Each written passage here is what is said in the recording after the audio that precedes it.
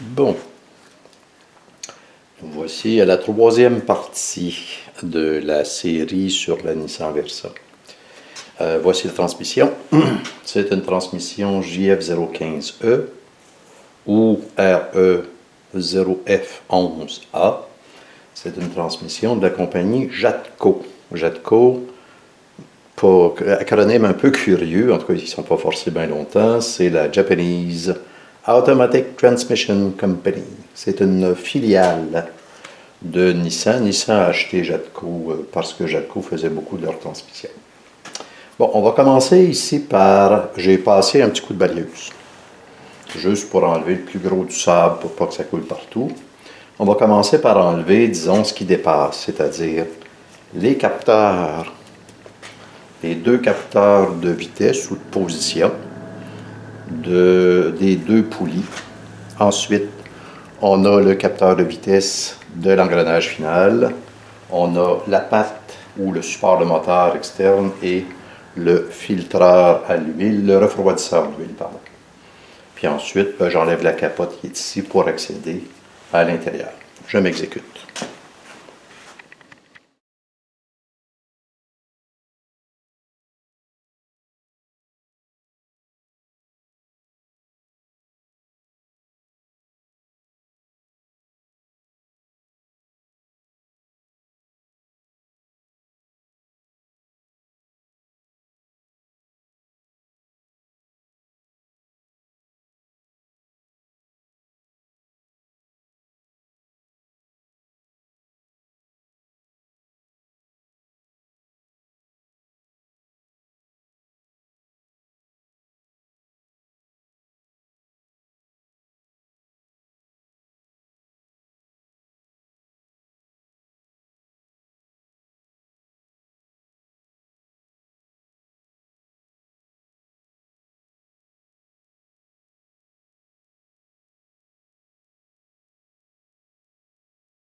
Bon, toutes les boules des poulies sont enlevées, mais ça, je vais attendre un petit peu avant de les terminer.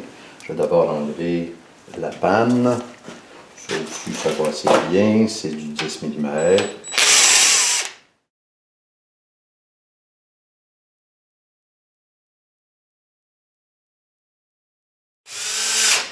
« 14 et 15. Il faut s'attendre à ce que ça coule. Merde, je l'ai échappé. Bon. Eh oui, ça coule.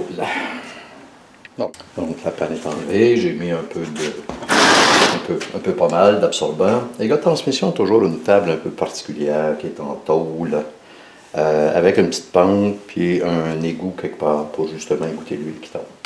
Ça ici, c'est le filtreur. L'huile est devenue médiocre. On dirait presque de l'huile à moteur. Donc, je le répète, ces transmissions-là qui ont une très très mauvaise réputation. Comme j'ai entendu à me demander dans une cour à scrap, ah oui, c'est des sauteuses.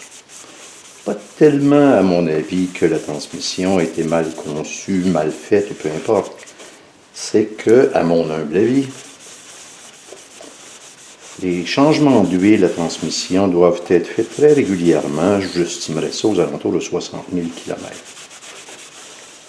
Et comme un changement d'huile au concessionnaire là-dessus coûte à peu près 500 $, ben, on n'a pas tendance à le faire.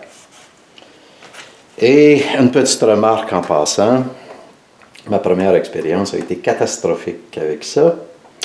Donc, parce que j'avais pris une huile NS3 qui ne vient pas du concessionnaire, mais qui était sur les bidons, c'est indiqué conforme à la norme NS3, et j'ai rayé la transmission, la première que j'ai montée.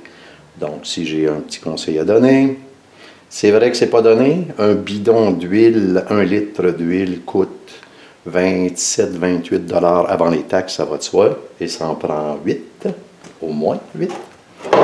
Donc, juste en huile, on en a pour 200 quelques. Donc, par contre, ça évite tout ça de très très mauvais désagréments du genre être obligé de refaire sa transmission.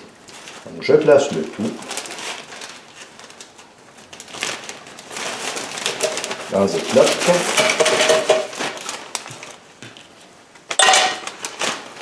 Et ensuite, on enlève le bloc de valve.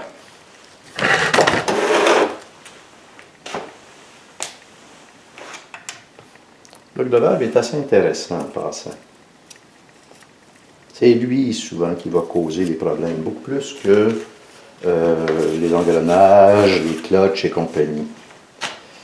Donc ici, il y en a 7 ou 9 enlevées. Elles sont très longues. Les 10 bolts sont retirés. Les bolts qui retiennent le bloc de valve à la transmission. Les bolts-là ont quelque chose de particulier. Bon, premièrement, elles sont très longues. Oups, ici. Deuxièmement, je vais essayer de faire un zoom. En tout cas, il y a le numéro 7 qui est indiqué dessus. Ici. Bon, on ne voit sûrement pas la caméra. Ça de me rapprocher. En tout cas, il y a le numéro 7. Et elles sont particulièrement longues. Ce qui est intéressant, une fois que ça est fait, c'est de marquer l'emplacement. Comme ça, c'est beaucoup plus facile. C'est loin d'être impossible. Là, ça va assez bien parce que les autres bouts sont toutes courtes. Mais c'est beaucoup plus facile, lorsqu'on les replace, d'avoir une marque pour l'emplacement.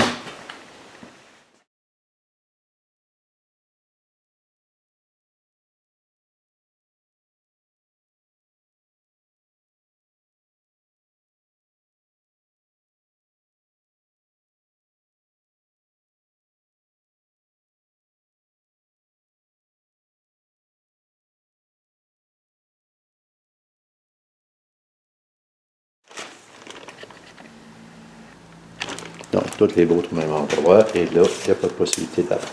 J'enlève le bloc de valve, et je m'arrange pour le mettre à un endroit. C'est tout le temps.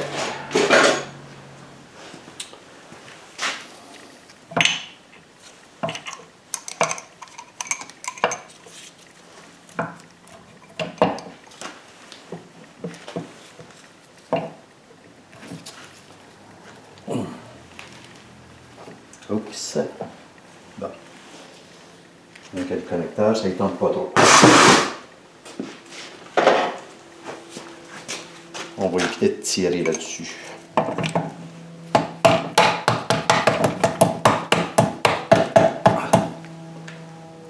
Voilà.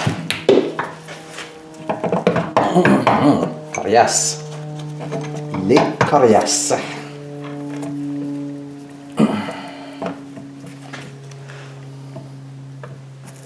Et voici. C'est lui le petit arieux qui ne voulait pas sortir. Bon. Et oui, on a un bloc de valve.